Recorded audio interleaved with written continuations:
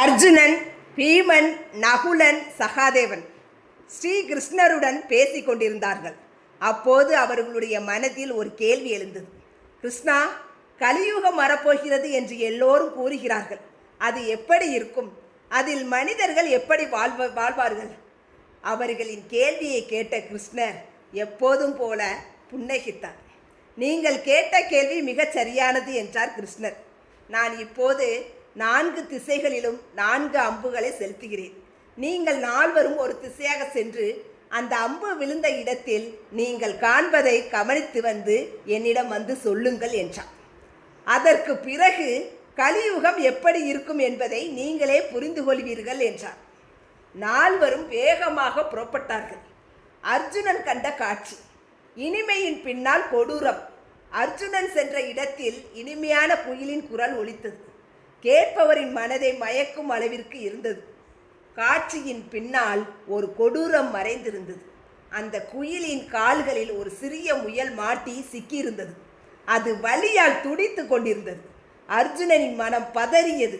இப்படி இனிமையாக பாடும் ஒன்று இவ்வளவு கொடூரமாக இருக்குமா? அவன் குழப்பத்துடன் திரும்பி வந்தான். அடுத்து பீமன் கண்ட காட்சி. செல்வம் இருந்தும் கருணை இல்லாமல். பீமன் சென்ற இடத்தில் 5 கிணறுகள் இருந்தன.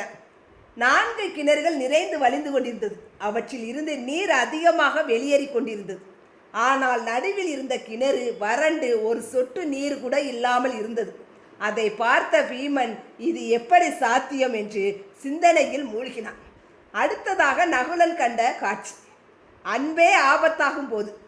நகுலன் சென்ற இடத்தில் ஒரு பசு தன் கண்டை நக்கி கொண்டிருந்தது.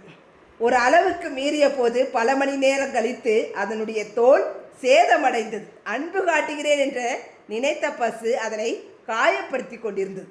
அடுத்ததாக சகாதேவன் கண்ட காட்சி. மனிதனின் அழிவு.